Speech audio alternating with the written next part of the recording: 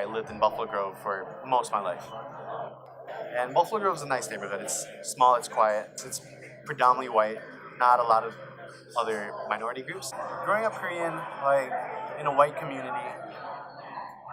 it was okay at first. I didn't think it was weird. That's what's normal to me. That's what has always been normal. And I didn't really think anything bad about it. I used to go to a small Catholic school. It was a very, very white school. There are not a lot of other people of color there. Like, it was kind of weird being Korean at school, being Asian, being a bit different from the other kids. Yeah, I was the only Korean kid in my grade. I started to feel different around 6th grade because that's when I kind of thought more about my identity, who I am, and who I am in comparison to other people. Because when you're young, you just kind of don't really pay attention to stuff like that, like race, gender, whatever. You just don't really give it much thought. But in 6th grade, it really started to hit me like,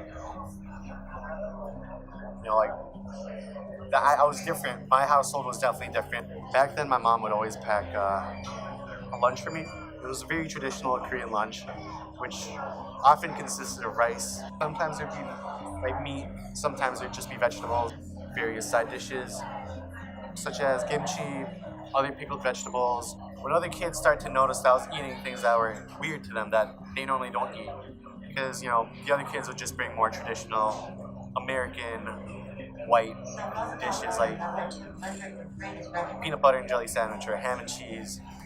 So they saw that I was eating a dish, that had rice and that had weird-looking meat and weird-looking vegetables, and it looked gross to them. So to tease me for that, other people decided to make a joke out of it. It was weird for me.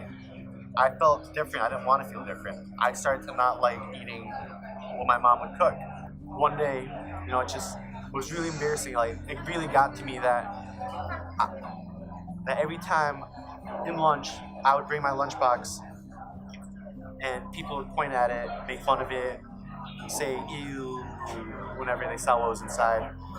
It got to me. So one day I just told my mom that I didn't want her to pack all these lunches for me anymore. I just wanted something simple. Either just get me whatever the school has to offer, or just pack me like a sandwich like all the other kids were having. It was embarrassing. I felt like my parents were setting me up to get teased because they're the ones packing my lunches, right? I didn't really give thought that they're just packing what they grew up eating and what they knew I liked. I started to reject a lot of my culture. I stopped speaking Korean. I stopped eating Korean food. I tried to hide the fact that I was even Korean, even though physically, I am Korean. And this wasn't just at school. This was at home as well. I regret it, but I honestly couldn't blame myself. I can't blame myself for feeling different and feeling like ashamed of who I am because I was young and I was different. I wish I could just go back in time and just eat every meal my mother packed for me. To think now, that my mom would wake up every day, pack up, cook something new, pack it just for me every day. And then for me to tell her that, no, I don't want this anymore. I don't want you to bring this because I just want a normal American lunch. That must have hurt her feelings, and that makes me feel really sad. And I wish that I just didn't pay attention, didn't give any notice to what everyone else was saying. I just ate what I wanted to eat and didn't let it affect me or change my mindset. It took a lot of maturing for me to realize that I shouldn't be ashamed for who I am.